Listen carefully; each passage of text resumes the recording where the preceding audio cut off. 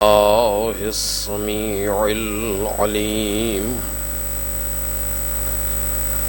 من الشيطان اللعين الرجيم. بسم الله الرحمن الرحيم. الحمد لله الذي إليه مصائر الخلق وعواقب الأمر. نحمده على عظيم إحسانه ونير برهانه ونوامي فضله وامتنانه، حمدا يكون لحقه قضاء ولشكره أداء، وإلى ثوابه مقربا ولحسن مزيده موجبا. والصلاة والسلام والتحية والإكرام على أمينه وحبيبه وخيرته من خلقه وحافظ سره ومبلغ رسالاته، العبد المرتضى والنبي المجتبى والرسول المصطفى أبي القاسم محمد.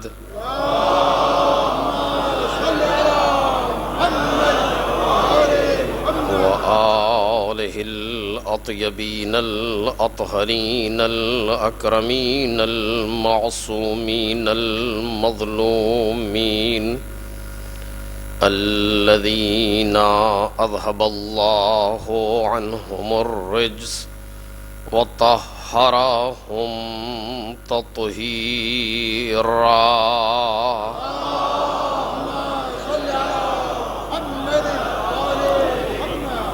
لا سيما ابن الزهراء بقية الله وآيته الكبرى، واللعنة الأبدية على أعدائهم أجمعين.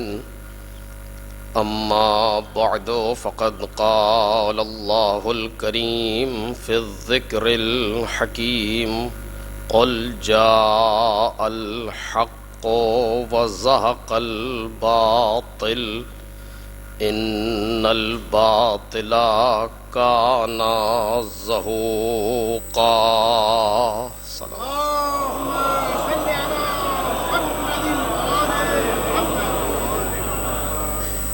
بزرگان محترم اور برادران عزیز،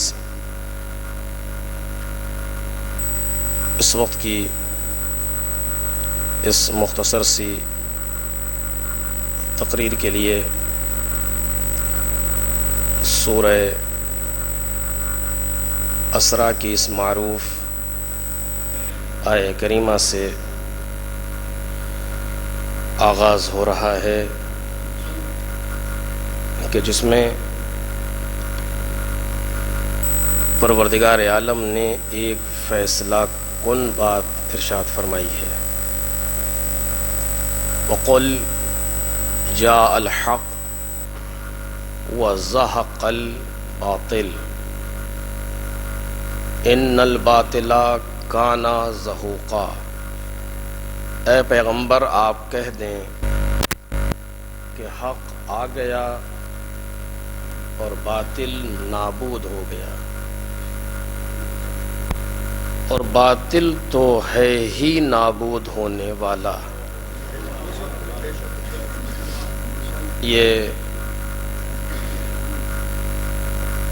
ایک ایسی چیز ہے جو انسان کے لیے نوید بخش بھی ہے اور زنگ خطر بھی۔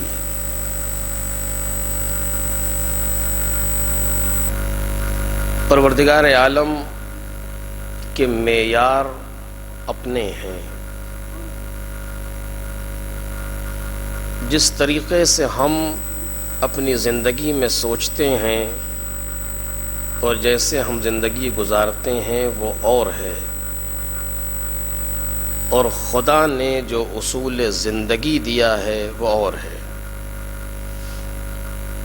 ہمارے یہاں تعلقات، رشتے، پارٹیز اور دوسری چیزیں معنی بن جاتی ہیں ہماری روش زندگی میں، اور ہم اپنی روش زندگی کو اس اعتبار سے طے کرتے ہیں۔ بعض اوقات پتہ ہوتا ہے کہ یہ چیز درست نہیں ہے، لیکن انسان خاموش رہتا ہے کہ اس کا اپنا یہ بات کہہ رہا ہے۔ اس کے برعکس پتہ ہوتا ہے کہ یہ بات صحیح ہے، لیکن اس کے بعد بھی انسان خاموش رہتا ہے، اس لیے کہ اس کا اپنا وہ بات نہیں کہہ رہا، کوئی دوسرا کہہ رہا ہے، کوئی غیر کہہ رہا ہے۔ تو ہمارے معیار الگ ہیں، ذات واجب و پروردگار عالم کے معیار الگ ہیں۔ وہاں اس چیز کو دیکھا ہی نہیں جاتا کہ یہ کون ہے، بلکہ وہاں اس چیز کو دیکھا جاتا ہے کہ اس نے ان اصولوں کی پابندی کی ہے کہ نہیں جو ہم نے عنایت فرمائے تھے۔ وہ اصول، وہ قوانین، وہ چیزیں، وہ راستہ، وہ طریقہ، وہ روش جو پروردگار عالم نے عطا فرمائی ہے، اگر ہم اس پر گامزن ہیں تو درست ہے، اور اگر ہم اس سے ہٹ کر کے کچھ کر رہے ہیں تو ہم کوئی بھی ہوں اس سے بحث نہیں ہے۔ یہ ہمیں اس کو بہت ہی سنجیدگی سے سوچنا چاہیے اور اسے بہت ہی عمیق طریقے سے درک کرنا چاہیے کہ مسائل جدا ہیں۔ صرف کسی گروہ کی بنیاد پر نجات کا امکان نہیں ہے، صرف کسی فرقے کی بنیاد پر مقامات عطا نہیں ہوتے۔ یہاں کا طریقہ وہ ہے کہ جو اپنا ہے ان اصولوں پر عمل کر رہا ہے کہ جو ہم نے قرآن مجید میں پیغمبر کے ذریعے سے، ائمہ کے ذریعے سے پہنچائے ہیں تو ٹھیک ہے، اور اگر ایسا نہیں ہے تو نہیں ہے۔ قل جاء الحق، حق آ گیا، وزہق الباطل، اور باطل مٹ گیا، نابود ہو گیا۔ ان الباطل کان زہوقا، باطل نابود ہونے والا ہے۔ قدرت یہ نہیں بتا رہی کہ باطل کون ہے۔ اگر ہم بھی باطل کے راستے کو اپنائیں گے تو نابودی ہمارا مقدر ہے۔ وہاں یہ نہیں ہے کہ کون ہو اور کیا ہو، نہیں، دو چیزیں ہیں، دو روش زندگی ہیں، ایک حق اور ایک باطل۔ اگر ہماری زندگی حق پر ہے تو بقا ہے، اگر ہماری زندگی باطل پر ہے تو فنا ہے۔ ہماری زندگی کا جتنا حصہ حق پر ہے وہ باقی رہنے والا ہے، ہماری زندگی کا جتنا حصہ باطل پر ہے وہ فنا ہونے والا ہے۔ قرآن کہہ رہا ہے، صاف صاف کہہ رہا ہے، اے پیغمبر آپ کہہ دیجئے۔ اور بلکہ اس کائنات کی بنیادوں کو پروردگار عالم نے حق پر ہی استوار کیا ہے۔ توجہ کریں، یہ پوری کائنات جو ہمارے سامنے موجود ہے یہ حق پر استوار ہے، یعنی اگر ہم حق پر ہیں تو کائنات سے مطابقت کر رہے ہیں۔ اس بقا کو ملاحظہ کریں کہ پروردگار عالم نے باطل کو کیوں کہا نابود ہونے والا، چونکہ باطل اس کائنات سے مطابقت نہیں رکھتا بلکہ اضافی ہے اس کائنات کے اندر۔ وَمَا خَلَقْنَا السَّمَاوَاتِ وَالْأَرْضَ وَمَا بَيْنَهُمَا بَاطِلًا، ہم نے آسمان کو، زمین کو، اور جو بھی زمین اور آسمان کے درمیان ہے اس کو باطل خلق نہیں کیا۔ قرآن مجید ہے، یعنی خلقت زمین اور آسمان کے سلسلے میں پروردگار عالم کہہ رہا ہے کہ ہم نے اسے باطل خلق نہیں کیا. اور یہ گمان ان لوگوں کا ہے جو کفر کرتے ہیں قرآن مجید کی آیت. پھر کس طرح خلق کیا؟ دوسری آیت وَمَا خَلَقْنَا السَّمَاءَ وَالْأَرْضَ وَمَا بَيْنَهُمَا إِلَّا بِالْحَقِّ. ہم نے آسمان کو، ہم نے زمین کو، اور جو بھی زمین و آسمان کے درمیان ہے ہم نے اسے حق خلق کیا ہے.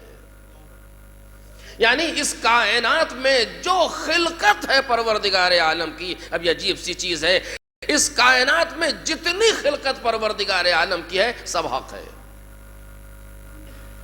باطل کائنات میں خلق ہی نہیں ہو سکتا. اور یہ کوئی ایسی چیز نہیں ہے جو مبالغہ آمیز ہو، نہیں. جب وہ خلق کرنے والا حق ہے تو اس حق خلق کرنے والے سے باطل خلق کیسے ہو سکتا ہے؟ چونکہ حق اور باطل ایک دوسرے کے متضاد ہیں، ایک دوسرے کے اپوزٹ ہیں. اس سرے پر حق ہے، اس سرے پر باطل ہے. تو جب خلق کرنے والا خود حق ہو تو باطل خلق کیسے ہوگا اس سے؟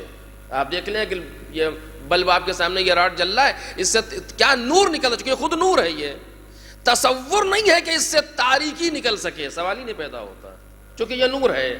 تو جب پروردگار عالم خود حق، اس کے خلق کرنے والے ملائکہ بھی حق، تو باطل خلق ہوگا تو کیسے ہوگا؟ پھر باطل کائنات میں آیا کیسے؟ توجہ کیجئے، باطل کائنات میں وجود میں کیسے آیا؟ چونکہ ساری چیزیں تو حق ہیں. وَمَا خَلَقْنَا السَّمَاوَاتِ وَالْأَرْضَ وَمَا بَيْنَهُمَا بَاطِلًا. ہم نے زمین اور آسمان اور جو کچھ ان کے درمیان ہے ان کو باطل نہیں خلق کیا. ہم نے زمین اور آسمان اور جو کچھ اس کے درمیان ہے سب کو حق خلق کیا ہے. تو جب سب کچھ حق ہے تو باطل کہاں سے آیا؟ اور قرآن کا عبرہ قُلْ جَاءَ الْحَقُّ وَزَهَقَ الْبَاطِلُ. حق آ گیا، باطل مٹ گیا. تو یہ باطل آیا کہاں سے جو مٹ گیا؟ توجہ کیجئے، چونکہ خلقت زمین اور آسمان اور جو بھی ما بین زمین و آسمان ہے اور ہمیں دکھ رہا ہے یہ سب حق ہے. وہ کوئی بھی ہو حق ہے. اور اس سے خلقت پر گفتگو ہے، یہ اچھا خاصا طویل موضوع ہے کہ کس طریقے سے ساری چیزیں حق ہیں، یا کس طریقے سے. آپ قرآن مجید اٹھا کر کے مجھ سے بہتر جانتے ہیں. لقد کرمنا بنی آدم، اس پر انشاءاللہ سال گفتگو ہونا. لقد کرمنا بنی آدم، ہم نے اولاد آدم کو مکرم بنایا ہے.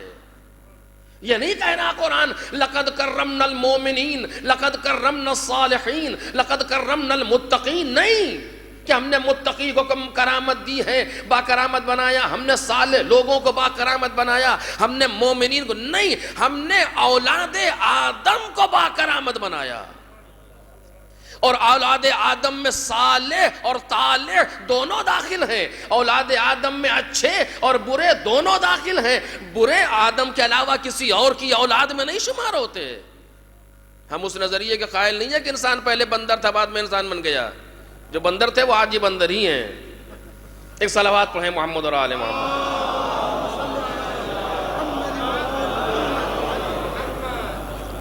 ہم نے اولاد آدم کو مکرم بنایا، صاحب عزت بنایا، با کرامت بنایا. اس میں سارے کے سارے شامل ہیں. آج کائنات میں ایک سے ایک بڑا ظالم اولاد آدم میں شامل ہے. قرآن کہتا ہے ہم نے اسے مکرم بنایا. کتنی عجیب سی بات ہے کہ وہ کہ جو الحق قابل لعن ہیں بغیر کسی تکلف کے. قرآن مجید لعن کر رہا ہے کچھ لوگوں پر، صاف صاف کہہ رہا ہے، لیکن ادھر سے قرآن کہتا ہے ہم نے انہیں با کرامت بنایا. اس کے معنی کیا ہے؟ یہ بالآخر ایک موضوع ہے، سہل ہونا چاہیے. قل جاء الحق، حق آ گیا. یا وما خلقنا السماء والارض وما بینہما الا بالحق. ہم نے جو بھی زمین اور آسمان کے درمیان ہے اور زمین اور آسمان سب کو حق بنایا.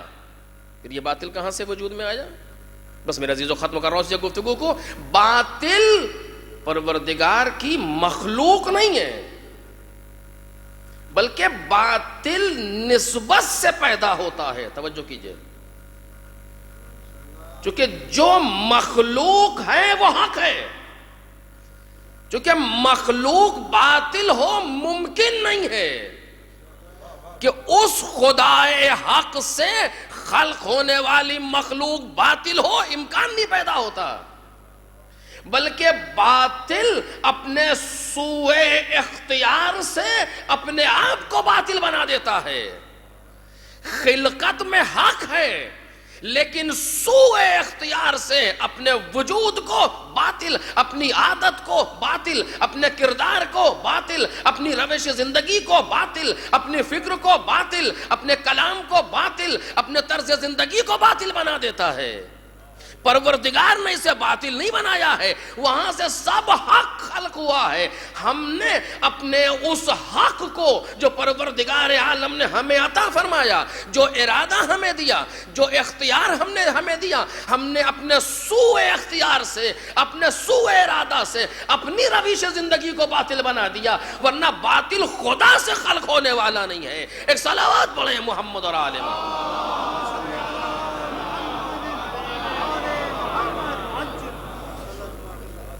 جو خدا نے خلق کیا ہے سب حق ہے. اور بس میں ایک لفظ یہاں پر کہنا ہے، توجہ کیجئے.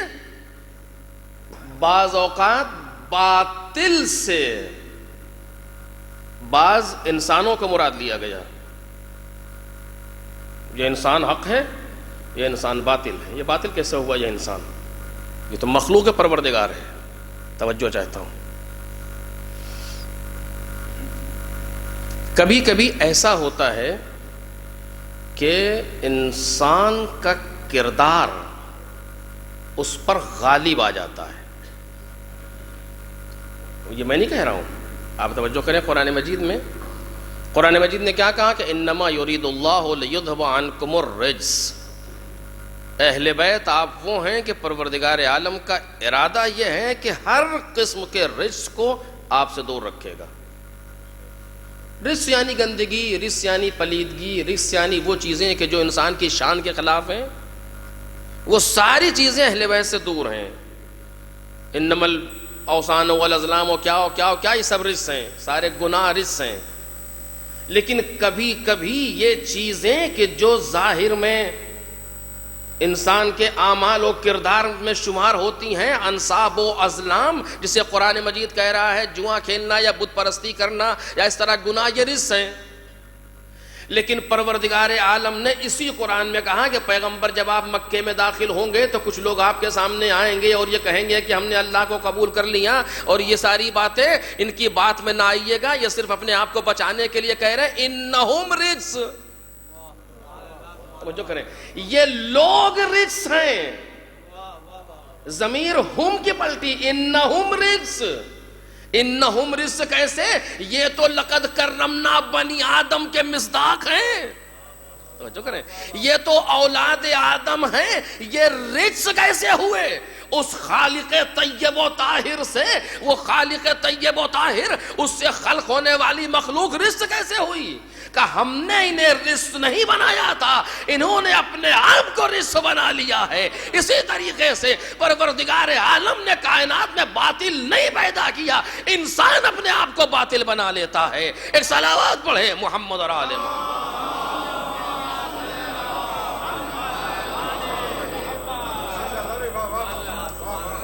اس کائنات کے اندر جتنی چیزیں ہیں سب حق ہیں. اور بس آخری منزل پر آ رہا ہوں، اس لیے ہمارے لیے ضروری ہے کہ ہم اپنے آپ کو حق پر رکھیں. کیوں؟ اس لیے کہ اگر ہماری کوئی چیز، ہماری زندگی، ہمارا کردار، ہمارا عمل، باپ کی حیثیت سے، بیٹے کی حیثیت سے، زوجہ کی حیثیت سے، شوہر کی حیثیت سے جو بھی باطل پر ہے اس کو مٹ جانا ہے. مٹ جانا یعنی اسے پروردگار کیا، اس کی کوئی جزا ہمارے لیے نہیں ہے. یا جو بھی چیزیں اور بھی ہوں، اس میں باطنی باتیں بہت سی ہیں جس کو بیان نہیں کیا جا سکتا، لیکن مٹ جانا ہے. اور وہ زندگی ہماری جو کائنات سے مطابقت کر رہی ہے وہ حق ہے.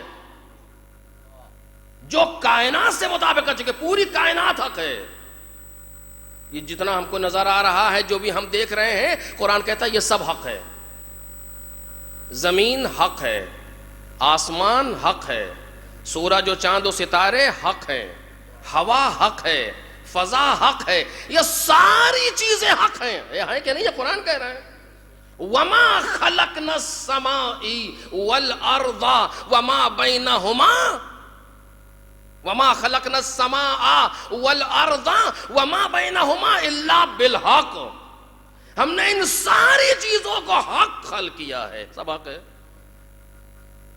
جتنی ہماری زندگی ان چیزوں سے مطابقت کر رہی ہے، یعنی ہم مظروف ہیں، یہ چیز ظرف ہے، جتنا یہ مظروف اس ظرف سے مطابقت کر رہا ہے وہ باقی رہے گا، اور جتنا، بس آخری جملہ، جتنا زیادہ یہ تطابق بڑھتا جائے گا اتنا انسان کائنات سے مطابقت کرتا جائے گا اور صاحب اثر بنتا جائے گا۔ میں ایک لفظ کہہ رہا ہوں، توجہ کیجئے گا، اتنا صاحب اثر بنتا جائے گا۔ اگر اپنے آپ کو مدار حق پر رکھے ہے تو کائنات حق ہے، یہ بھی حق ہے۔ جو اپنے آپ کو مدار حق پر رکھ لے گا تو کائنات تابع ہوتی چلی جائے گی، چونکہ کائنات جماد ہے، یہ انسان ہے۔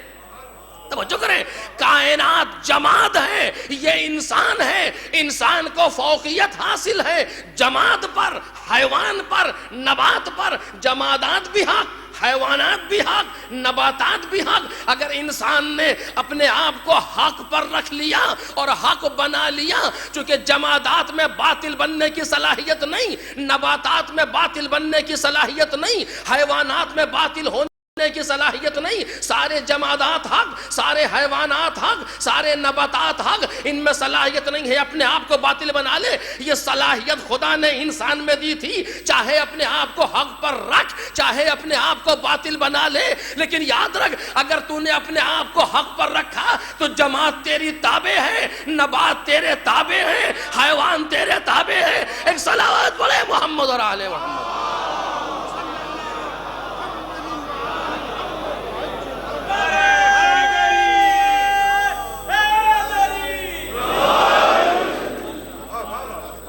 اگر تو نے اپنے آپ کو حق پر رکھا تو چونکہ تو انسان ہے، اشرف المخلوق ہے، لہذا پوری کائنات تیری تابع ہوگی، اس لیے کہ تو حق پر ہے اور یہ سب حق ہے۔ لیکن اگر تو نے اپنے سوء اختیار سے اپنے آپ کو باطل قرار دے دیا تو کائنات سے تیرا کوئی رابطہ نہیں ہے۔ تو پھر آپ لوگ یہ محاورہ، یہ جملہ ہم نے بچپن میں سنا ہے، آج بھی سنتے ہیں۔ بعض لوگ ایسے ہیں اگر مٹی کو ہاتھ لگا دیں تو سونا بن جائے۔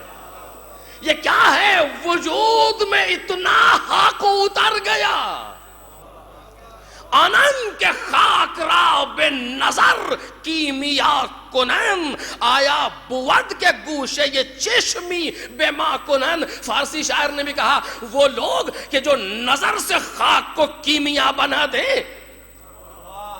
معصومی ان کی گفتگو نہیں کر رہا۔ آج بھی ہمارے سامنے ایسے افراد موجود ہیں، اگر کہہ دے کہ سونا ہو جا، نہ ہو تو تعجب ہوگا، ہو جائے تو نارمل ہے، عادی ہے۔ ایک صلوات پڑھے نا محمد اور آل محمد۔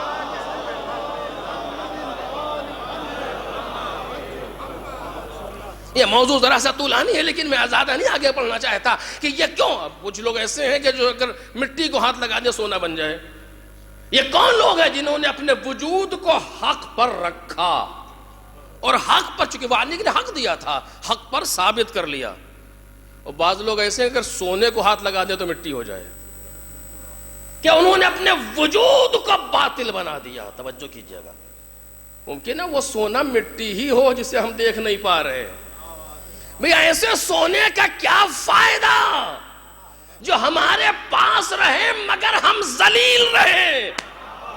اس سونے سے تو وہ مٹی اچھی ہے جو عزت دیتی ہے۔ ایک صلوات پڑھے محمد اور آل محمد۔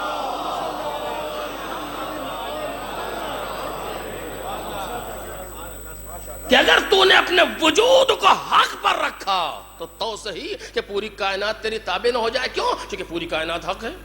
جو تم نے اپنے آپ کو حق سے ملا دیا اور حق پر ثابت قدم رکھا تو چونکہ تم اشرف المخلوق ہو، پوری کائنات تمہارے تابع ہے۔ اور اگر تم نے اپنے آپ کو باطل بنا دیا تو اشرف المخلوق ہوا کرو، تمہارا رابطہ کائنات سے ٹوٹ گیا، تم نے اپنے رابطے کو کائنات سے منقطع کر دیا۔ اب کہاں تک آپ کے سامنے عرض کروں؟ کوئی ذرا آسان سا طریقہ بتائیں کہ ہم اپنے آپ کو حق بنا سکیں۔ کیا کریں؟ حق بننے کے لیے کیا کریں؟ نہیں معلوم کیا کریں، چونکہ نماز تو سبھی پڑھ رہے ہیں، کون سی نماز حق ہے؟ چونکہ پیغمبر نے کہا تھا کہ ہماری امت میں 73 فرقے ہوں گے، ایک صحیح ہوگا، باقی سب باطل ہوں گے، اور سب کے سب نماز پڑھ رہے ہیں، تو وہ کون سی ہے جو حق ہے؟ کون سا روزہ حق ہے؟ کون سا حج حق ہے؟ دیکھ رہے ہیں، بحث یہ نہیں ہے کہ ہم اعمال انجام دے رہے ہیں، اعمال میں حق کیا ہے، یہ بہت بڑا مسئلہ ہے۔ کوئی معمولی بات یہ اس طرح نہیں کر رہا ہوں، آپ کے سامنے دلیل سے پیش کر رہا ہوں، کیونکہ سب نے کہا، پیغمبر نے کہا ایسا ہوگا، سب سارے لکھ رہے ہیں ستفترق امتی، میری امت تقسیم ہوگی 73 فرقوں میں، ایک ناجی یعنی ایک حق، اور یہ سارے اعمال سارے فرقوں میں، تو سارے تو حق نہیں ہو سکتے، پیغمبر نے کہا ایک ہے، وہ تلاش کیجئے کون سا حق ہے۔ سارے کے سارے 17 رکعت پڑھتے ہیں، کیسے تلاش کریں؟ مشکل ہے مسئلہ۔ سارے کے سارے 30 دن یا 29 دن روزہ رکھتے ہیں، مہم میں کیسے تلاش کریں؟ رسول اللہ یہ بھی ہم سے ہو نہیں پائے گا، یہ جو آپ کہہ رہے ہیں بڑا ٹپیکل موضوع ہے، کوئی آسان سا راستہ بتائیے نا جس سے پتہ چل جائے کہ حق کیا ہے۔ کہا چلو ٹھیک ہے، بتائے دیتے ہیں، الحق کو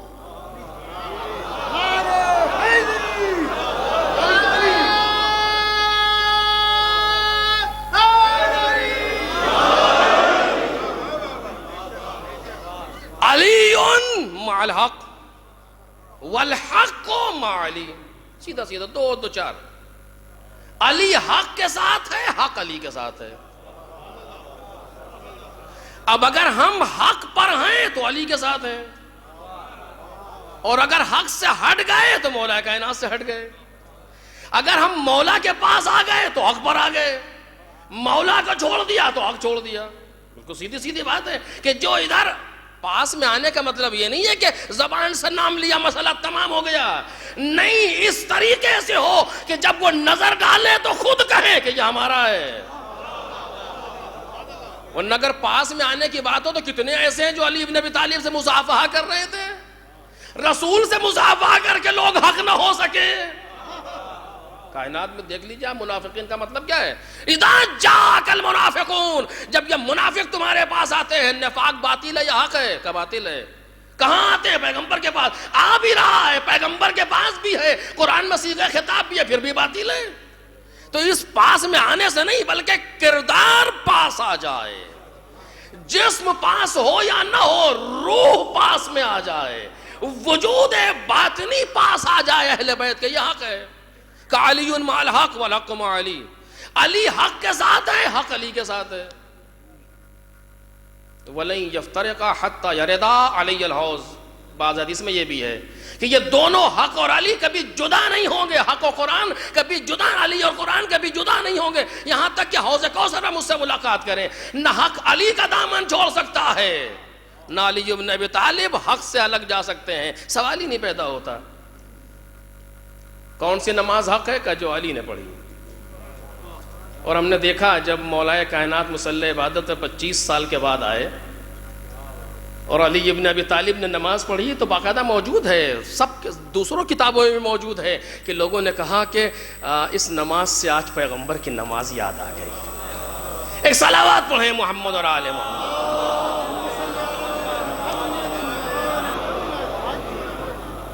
لیکن اگر یہیں تک پیغمبر کہتے تو ہمارے لیے کافی تھا، لیکن پیغمبر نے بعد میں ایک جملہ اور کہا، وہ عجیب ہے۔ وہ دو طرح سے کہا گیا، یا جملے خبریہ یا جملے انشائیہ، یا پیغمبر نے خبر دی یا پیغمبر نے دعا کی۔ یدور حیث ما دار، حق ادھر مڑتا ہے جدھر علی بن ابی طالب مڑ جائیں، یا پیغمبر نے دعا کی کہ اللہم ادر الحق حیث دار علی، پیغمبر خدایا حق کو ادھر موڑ دے جدھر علی مڑ رہے ہوں۔ یہ عجیب و غریب مرحلہ ہے، یہ نہیں کہا کہ علی کو ادھر موڑ دے جدھر حق مڑ رہا ہو، نہیں نہیں، حق کو ادھر موڑ دے۔ اس کا مطلب یہ ہے کہ علی آگے ہے، حق پیچھے ہے۔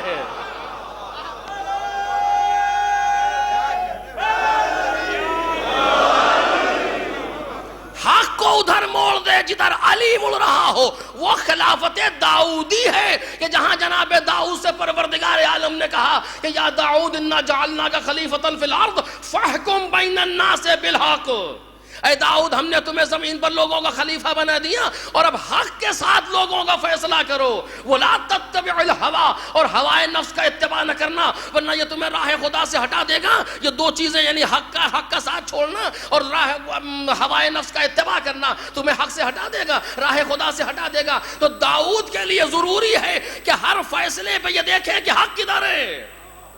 توجہ کیجئے، ہر فیصلہ کرنے سے پہلے جناب دو آدمی آ رہے ہیں فیصلے کے لیے، اب جناب داؤد کو پہلے یہ دیکھنا ہے کہ حق کدھر، جو بات کہہ رہے ہیں پہلے یہ دیکھنا ہے کہ حق ہے کہ نہیں۔ وہ جناب داؤد کا مرتبہ ہے کہ حق آگے ہے داؤد پیچھے ہے، یہ خلافت علوی ہے۔ علی نہیں دیکھ رہا ہے حق کدھر ہے، حق دیکھ رہا ہے علی کدھر ہے۔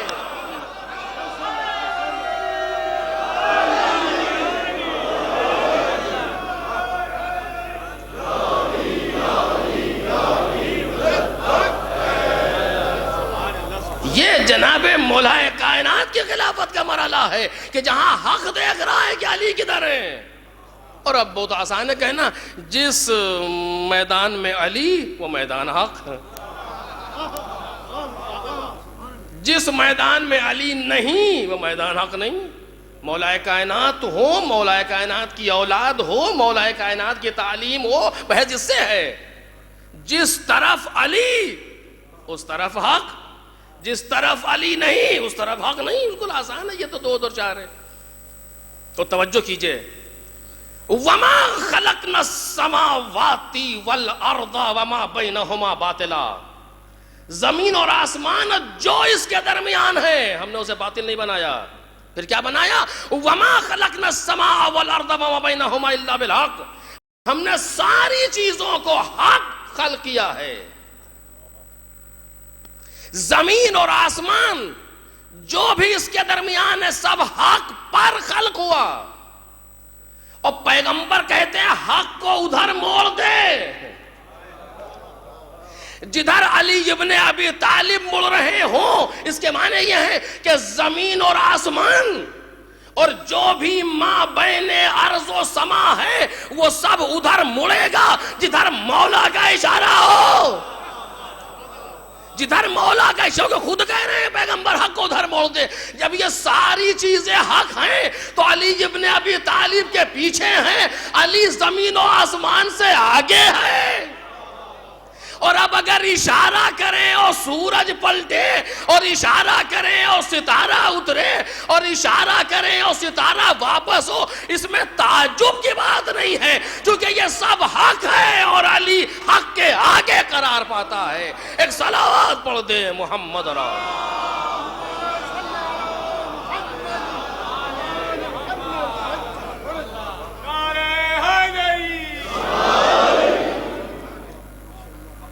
اور دیکھیے دو ہی چیزیں ہیں، یا حق یا باطل، درمیان میں تیسری کوئی چیز نہیں آتی۔ حق ہے، حق کے اس طرف اپوزٹ باطل ہے، بیچ میں کچھ نہیں۔ حق کے ماں سوا باطل ہے۔ قرآن نے دونوں چیزوں کو بیان کیا، ہم نے ان کو حق بنایا ہے، باطل نہیں بنایا، درمیان میں کچھ نہیں ہے۔ پیغمبر آپ کہہ دیجئے کہ حق آیا باطل مٹ گیا، درمیان میں کچھ نہیں ہے۔ کوئی برزخ جیسی کیفیت نہیں ہے، جیسے دنیا اور آخرت کے درمیان برزخ ہے، برزخ جیسی کوئی کیفیت مابین حق و باطل نہیں ہے۔ حق یا باطل، قرآن کیا کہہ رہا ہے؟ لو اتبع الحق اہواءہم لفسدت السماوات والارض ومن فیہن، اگر حق ان کے خواہشات کا اتباع کر لیتا، ان کے خواہشات یعنی کن کے؟ حق اتباع کر لیتا ان کے خواہشات کا، یہ وہ کون ہے کہ جب حق کے مقابلے میں ہے تو باطل ہے۔ توجہ کریں، لو اتبع الحق کو میں زیادہ واضح نہیں کروں گا، آپ عربی ملک میں ہیں۔ لو اتبع الحق، الحق کسی خاص حق کی طرف اشارہ ہے، اہواءہم جمع کا صیغہ ہے، ان کے اہوا، ان کے ہوائے نفس ان کے خواہشات کی پیروی کر لے، اتباع کر لے، تو کیا نتیجہ ہوگا؟ لفسدت السماوات والارض ومن فیہن، زمین اور آسمان جو بھی اس کے درمیان ہے سب فاسد ہو جائے گا، سب برباد ہو جائے گا، سب مٹ جائے گا۔ کیوں؟ چونکہ حق نے باطل کا اتباع کر لیا۔ قرآن مجید کہہ رہا ہے، اور یہ کیفیت دو جگہ پر آئی ہے۔ ایک جگہ پروردگار نے اپنے لیے کہا، اب یہ بات یہاں تک آنا نہیں تھی لیکن آ گئی، کہ لو کانا فیہما آلہۃ الا اللہ لفسدتا، اگر خدا کے علاوہ کوئی اور دوسرا، اللہ کے علاوہ اگر کوئی خدا دنیا میں ہوتا زمین و آسمان مٹ جاتے۔ دوسرا خدا نہیں ہے، دلیل کیا؟ کہ زمین و آسمان باقی ہیں۔ تو جو کہ قرآن کہہ رہا ہے اگر کوئی اور خدا ہوتا اللہ کے علاوہ زمین و آسمان فنا ہو جاتے۔ دوسرا خدا ہے کہ نہیں؟ کہا نہیں ہے۔ کیا کیوں؟ کیسے زمین و آسمان باقی ہیں؟ اگر یہ فنا ہو جاتا دوسرا خدا ہوتا۔ بالکل یہی کیفیت پروردگار عالم نے یہاں رکھی۔ لو اتبع الحق اہواءہم، اگر حق ان کے خواہشات کا اتباع کر لے تو زمین اور آسمان، اور جو زمین و آسمان کے درمیان ہے باطل ہو جائے۔ اب یہ بحثیں تاریخ میں بیکار ہیں کہ علی ابن ابی طالب نے بیعت کی کہ نہیں کی۔ تاریخ میں جا کے نہ ڈھونڈو، دیکھو زمین و آسمان باقی ہے یا نہیں۔ ایک صلوات پڑھ دیں محمد اور آل محمد۔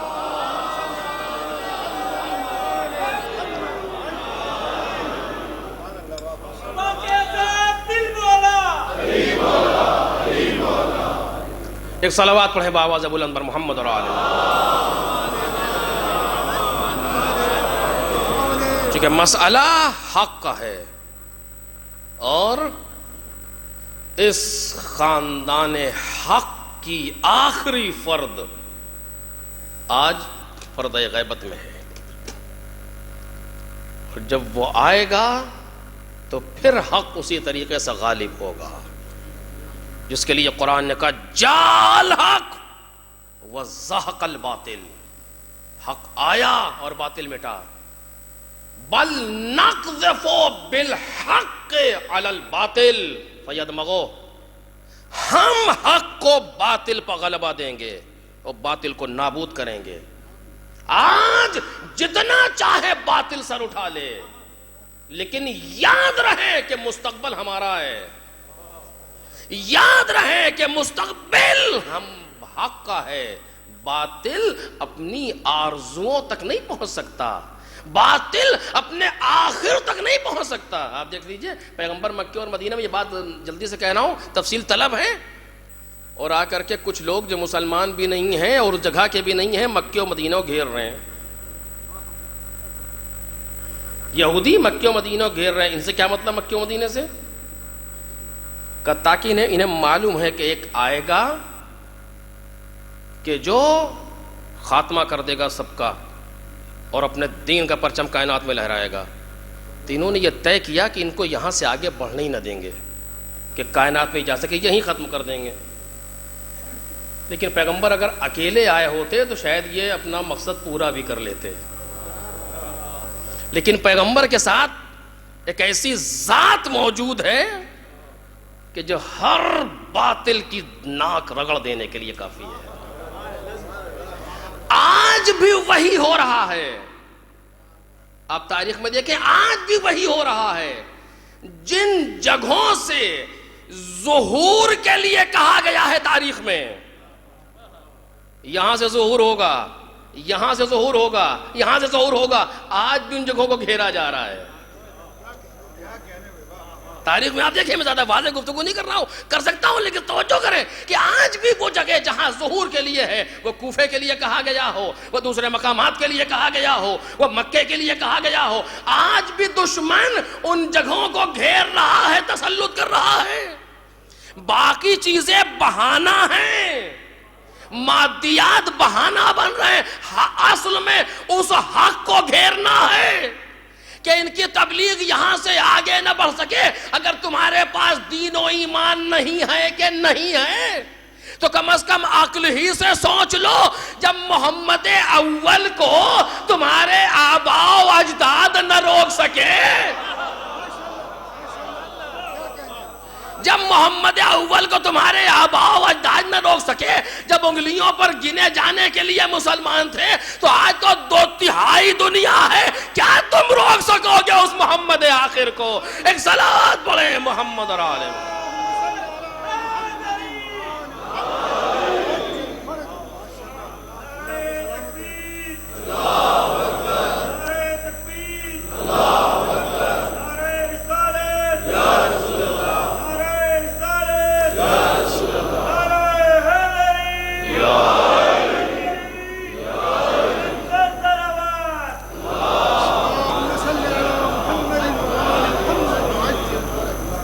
اصل مسئلہ حق و باطل کا ہے، اور آج بھی کوشش ہو رہی ہوا کرے، ایک پروردگار کہتا ہے بل نقذف الحق، ہم حق کو باطل پہ ماریں گے، ہم حق کے ذریعے سے باطل کو تباہ کریں گے، تو باطل تباہ ہوگا۔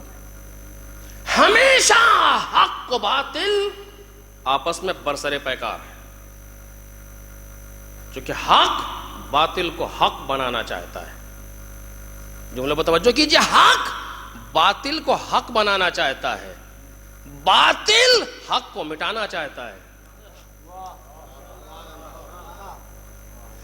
حق باطل کو حق بنانا چاہتا ہے اور باطل حق کو مٹانا چاہتا ہے، یہ خاصیت ہے، پوری تاریخ آپ کے سامنے ہے۔ لیکن کبھی بھی حق باطل کے سامنے جھک نہیں سکتا، اور یہی ایک وجہ تھی، یزید طاقت کو حق سمجھتا تھا، حسین ابن علی حق کو طاقت سمجھتے تھے۔ فرق صرف یہ تھا، وہ سمجھتا تھا ہمارے پاس طاقت ہے یعنی حق ہے، مولا کہتے تھے ہمارے پاس حق ہے یعنی طاقت ہے۔ تم جس طاقت کو دیکھ رہے ہیں وہ اور ہے، ہم جس طاقت کو دیکھ رہے ہیں وہ اور ہے۔ ممکن ہے ہم قتل کر دیے جائیں، قتل کر دینا ناکامی کی دلیل نہیں ہوتا، بلکہ مقصد ختم ہو جانا ناکامی ہے۔ اگر کربلا کی جنگ اس چیز پر ہو رہی ہوتی کہ کون کسے قتل کرتا ہے، تو ہم کہتے تھے کہ امام حسین قتل ہو گئے یعنی ناکام ہو گئے۔ کربلا کی جنگ اس بات پر ہوئی نہیں ہے کہ کون کسے قتل کرے گا، کربلا کی جنگ اس بات پر ہے، وہ کہتا ہے ہم دین کو مٹا دیں گے، یہ کہتے ہیں ہم دین کو باقی رکھیں گے۔ اب جیت و ہار کا فیصلہ قتل کرنے قتل ہونے سے نہیں ہوگا، بلکہ اب جا کر کے دین کو دیکھنا پڑے گا۔ اگر کائنات میں دین باقی ہے، کربلا والے جیت گئے، کیونکہ یزید نے نشے کے عالم میں کہا ہے لعبت ہاشمو بالملک فلا خبر جاء ولا وحی نزل، بنی ہاشم نے کھیل کھیلا تھا حکومت کو حاصل کرنے کے لیے، نہ کوئی خبر آئی تھی آسمان سے، نہ کوئی وحی آئی تھی۔ انکار وحی یعنی انکار قرآن، انکار قرآن یعنی انکار دین۔ ایک طرف دین کا انکار ہے اور ایک طرف دین کا دفاع ہے، اس پر انشاءاللہ شام میں گفتگو میں آپ کے سامنے عرض کروں گا۔ ایک طرف دین کا دفاع ہے، اور اب یہ مسئلہ یہاں حل نہیں ہو کون قتل ہوا، کس نے قتل کیا، مسئلہ یہاں حل ہوگا کس نے مقصد کو بچا لیا، کون مقصد کو مٹا نہ سکا۔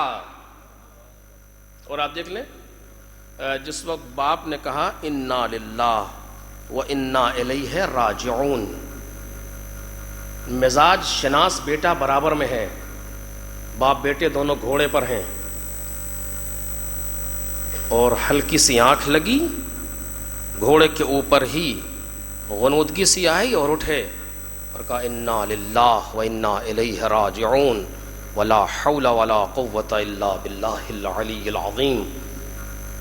مزاج شناس بیٹا ہے، معرفت رکھتا ہے، کوئی کلمہ لب امامت پر بلا وجہ تو آ ہی نہیں سکتا۔ بابا ایسے موقع پر تسبیح استرجاع کا مطلب کیا ہے؟ کہا میرے لال ہلکی سی آنکھ لگی اور اس میں نے سنا کوئی کہہ رہا ہے کہ یہ آگے آگے جا رہے ہیں، موت ان کے پیچھے پیچھے آ رہی ہے۔ پہلا جملہ کیا ہے؟ اب دیکھیں عادی طریقے سے ایک عقل مند انسان کیا کہتا ہے کہ یہ جا رہے ہیں، موت ان کا تعاقب کر رہی ہے، تو جو پہلا جملہ ذہن میں آنا چاہیے، تو پھر بچنے کا راستہ کیا ہے؟ یہی ہوتا ہے بچنے کا راستہ جان بچانا مقصود نہیں ہے، امام کو بچانا مقصود ہے۔ بچنے کا راستہ کیا ہے؟ یہاں کوئی ایسی بات کہے تو کیا کہیں گے آپ؟ کیسے بچایا جائے فلاں کو؟ لیکن یہ نہیں کہہ رہے۔ بچنے کا راستہ کیا ہے؟ پیچھے چلے، واپس چلے، کچھ نہیں، ایک جملہ، افلسنا علی الحق، افلسنا علی الحق، کیا ہم حق پر نہیں ہیں؟ امام حسین نے سند دی، میرا لال اس وقت دنیا میں اگر کوئی حق پر ہے تو میں اور میرے ساتھی۔ اس کے بعد بیٹا خاموش نہیں ہوا، پھر کیا کہتے ہیں؟ اذن لا نبالی بالموت، بابا پھر ہمیں موت کی کیا پرواہ ہے؟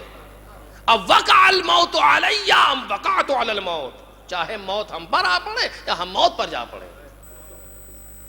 یہ درس سے جناب علی اکبر ہے کربلا کے میدان سے۔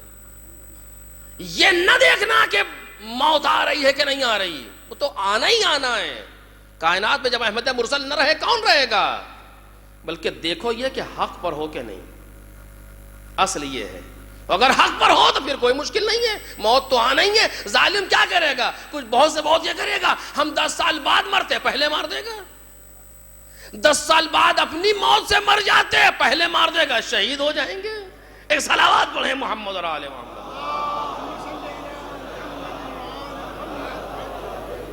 تو اصل جو بات ہے وہ یہ کہ انسان حق پر ہے کہ نہیں ہے۔ بس میرے عزیزو، پورا معرکہ کربلا اسی ایک لفظ پر ٹکا ہوا ہے، جنگ حسین و یزید نہیں ہے، غلط ہے کوئی سوچتا ہے تو، جنگ حق و باطل ہے۔ چونکہ امام حسین یہ نہیں کہہ کے چلے ہیں کہ میں اس کی بیعت نہیں کروں گا، مدینے سے یہ نہیں کہا امام حسین نے، آپ دیکھ لیجیے اٹھا کر کے، امام حسین نے کہیں بیعت سے اس طریقے سے انکار نہیں کیا کہ میں اس کی بیعت نہیں کروں گا، یعنی میں حسین یزید کی بیعت نہیں کروں، یہ نہیں کہا۔ اگر یہ کہتے تو جنگ ادھر آ جاتی۔ یہ نظر ہے امام حسین کی، کہتے ہیں مثلی لا یبایع لمثلہ، مجھ جیسا اس جیسے کی بیعت نہیں کر سکتا، یعنی مجھ جیسا حق اس جیسے باطل کی بیعت نہیں کر سکتا۔ مسئلہ حق و باطل ہے، مسئلہ ذاتی نہیں ہے، شخصی نہیں ہے، مسئلہ شخصیت کا ہے، کردار کا ہے۔ اور یہ کہہ کر کے حسین ابن علی کربلا کے میدان تک آئے، اور آپ خود جان سکتے ہیں کہ حسین جب حق و باطل کی جنگ کے لیے آ رہے ہیں تو اپنے ساتھ ان کو منتخب کریں گے جن کا وجود سراسر حق ہو،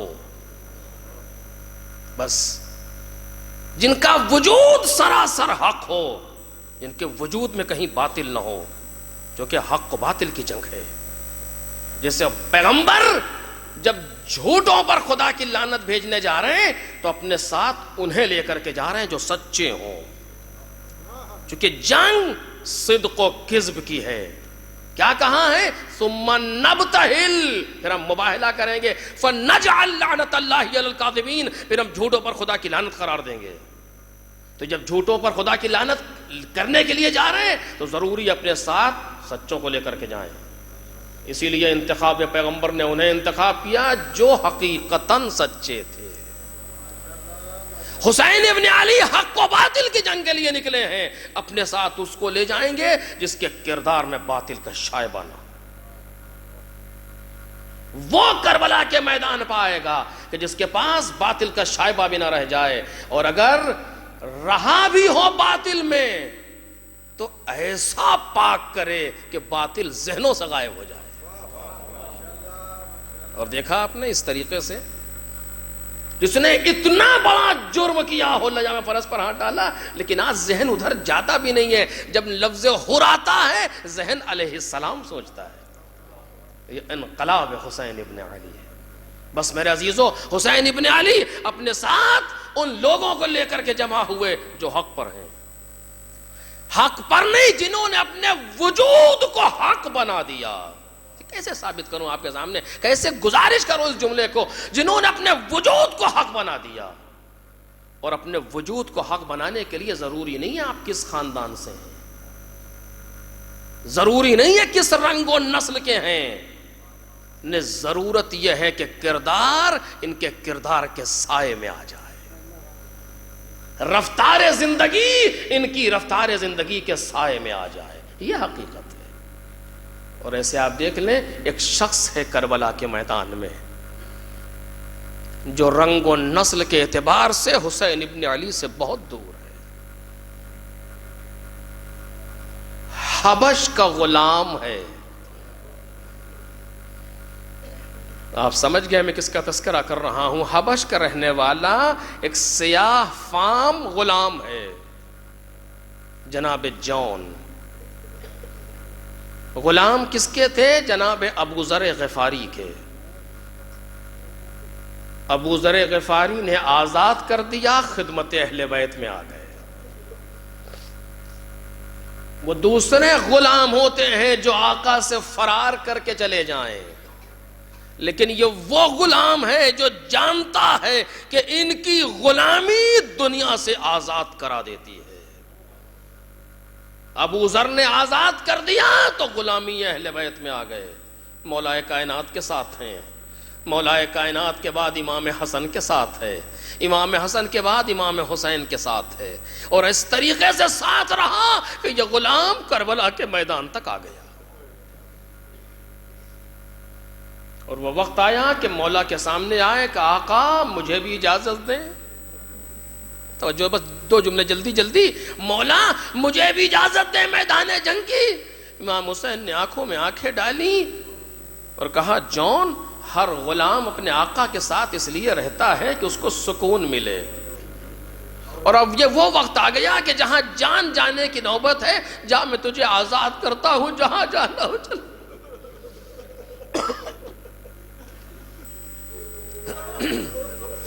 امام حسین نے تاریخ کو جملہ دیا کہ یہ نہ سمجھ لینا کہ غلام ہے تو مجبوراً قتل ہو رہا ہے، اور اس غلامی کے معیار کو سمجھانا تھا حسین ابن علی کو۔ جیسے ہی جناب امام حسین نے یہ کہا، جون نے ہاتھوں کو جوڑا، مولا میں سکون میں تو آپ کے ساتھ رہا،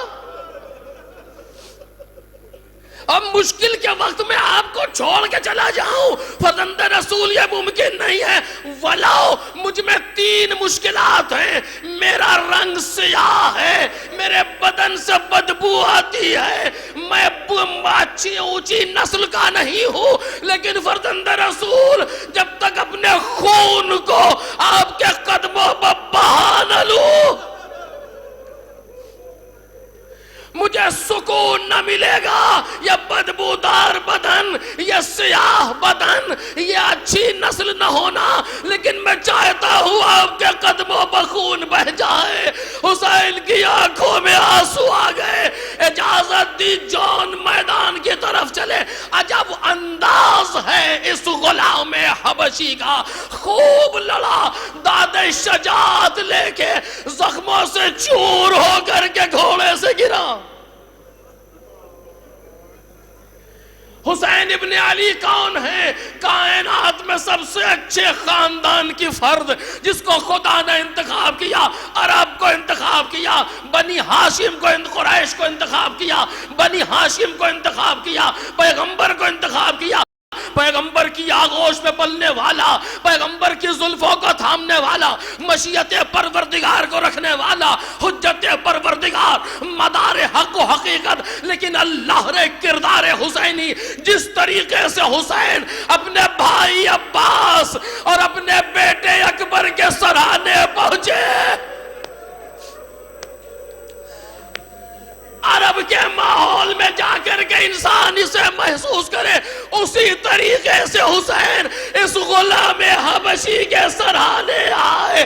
عجب نہیں، سر کو زانو پر رکھا ہو، ہاتھوں کو بلند کیا، اے پروردگار، اے پروردگار، اللہم بیض وجہا، اس کے چہرے کو سفید کر دے، وطیب ریحا، اس سے خوشبو ایجاد کر دے، وعرف بینہ و بین محمد و آل محمد، اس کے درمیان اور محمد اور آل محمد کے درمیان رابطہ پیدا کر دے۔ جن چیزوں کا جون کو قلق رہا، حسین نے اسے بھی دور کر دیا۔ دیا. ارے خود سوچو جو اتنا لطیف القلب ہو, جس سے جون کی یہ آرزو بھی نہ سنی گئی ہو, اس نے کیسے برداشت کیا ہوگا جب 6 مہینے کا بچہ